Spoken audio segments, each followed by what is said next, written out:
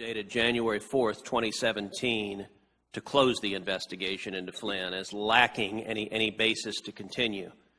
The FBI had investigated and failed to find any derogatory information about General Flynn and determined he was no longer a viable candidate for investigation. But then, according to Peter Strzok, the seventh floor, the top brass at the FBI intervened to keep the investigation open. Were you the one who made the decision to keep the investigation open?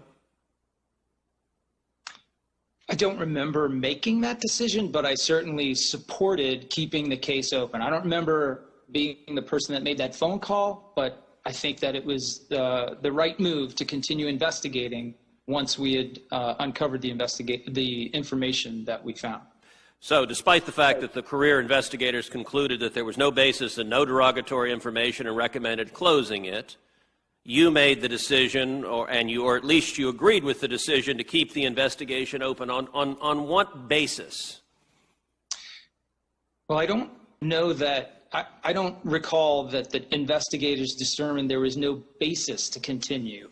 My recollection from the conversations we were having about the Flynn case. The memo is a memo to close the investigation because it could not find any, quote, derogatory information about Flynn, and he was, quote, no longer a viable candidate for investigation. That's not ambiguous, is it?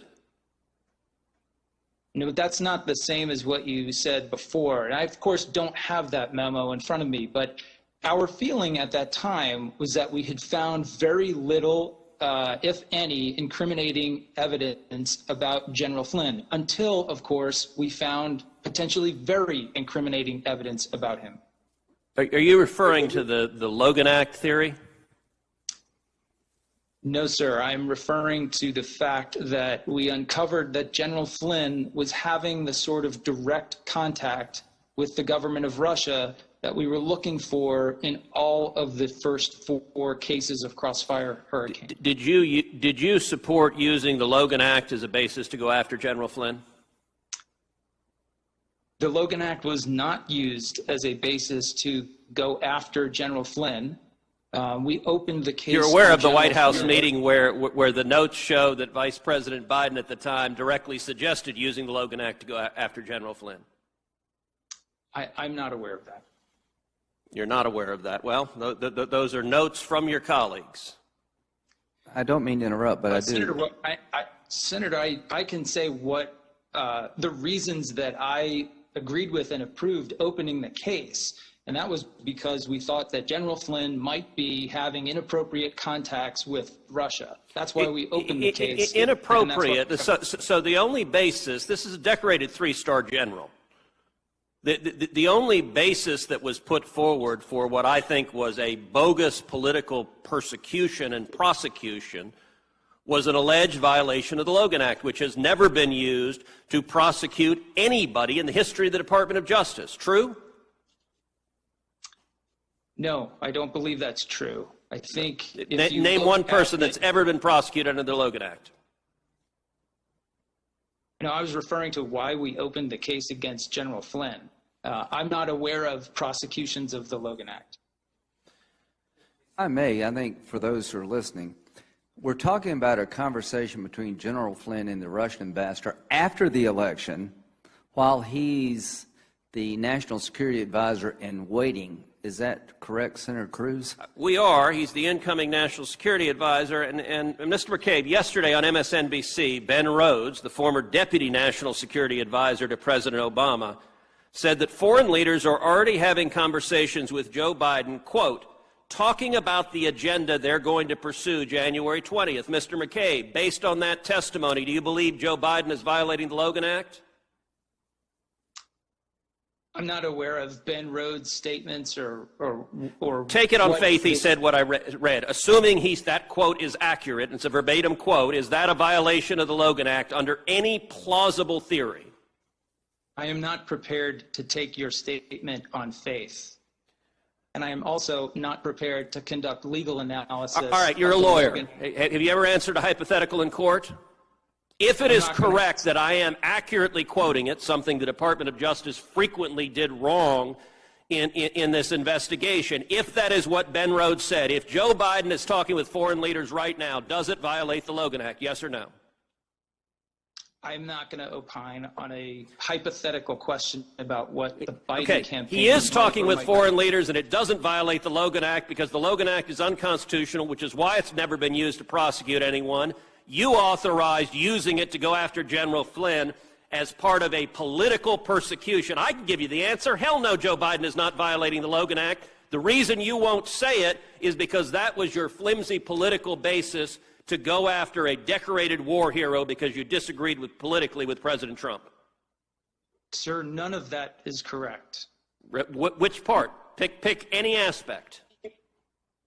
We didn't investigate General Flynn because we were concerned that he might violate the Logan Act. We were concerned... It is your testimony the Logan Act was not a predicate for the FBI and DOJ investigation of General Flynn? Really? There were no discussions of the Logan Act. There were no discussions of the Logan Act at the FBI or DOJ. That is your testimony under penalty of perjury before this committee. And I warn you, there is abundant evidence that there were.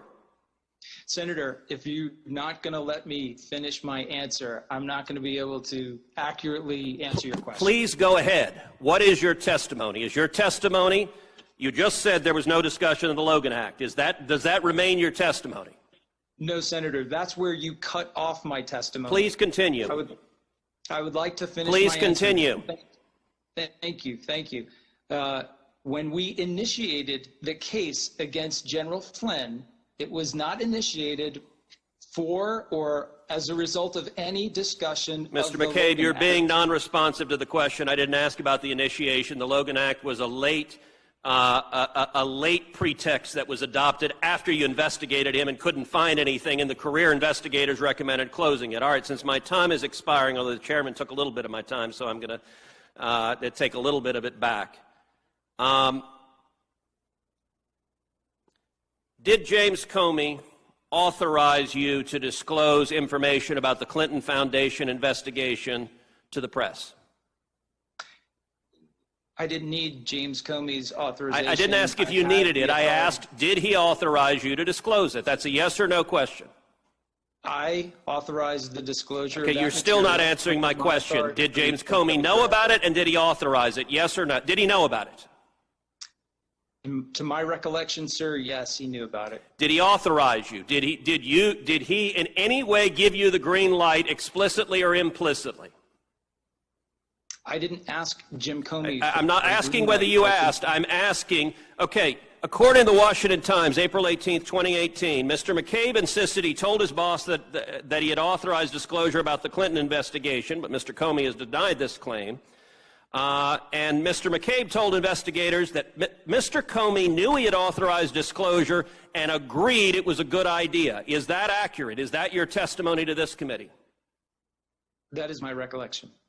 So you're aware that your testimony is 180 degrees opposite Mr. Comey's sworn testimony to this committee, in which he insisted he has never authorized anybody to leak to the press.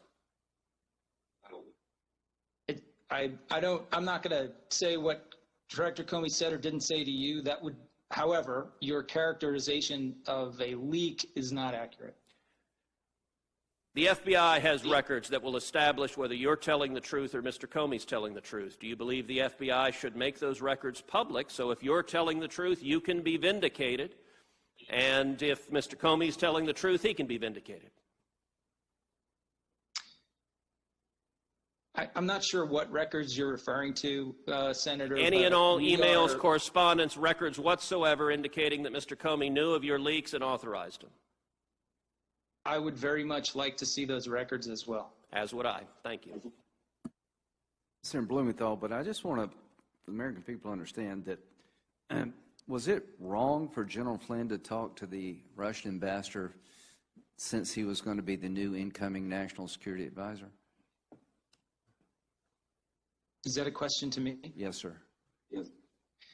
Our concerns about General Flynn's contact with Ambassador Kislyak was that the general might be maintaining some sort of hidden or deniable contact and that he might have been the person in the campaign who coordinated efforts with the Russian government. The fact that General Flynn lied about his contacts with the Russians made it doubly concerning to us. The fact that General Flynn then lied to his boss, the vice president, about those contacts also was greatly concerning to us. Well, let me just say this. General Flynn told the FBI agents, you have the transcripts, you know what I said.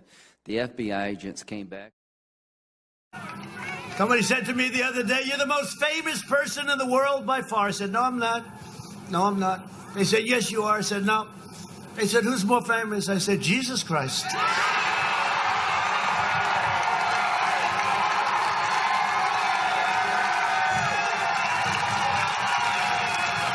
I'm not taking any chances. I'm not going to have an argument. Hey, I'm not having any arguments. Jesus Christ.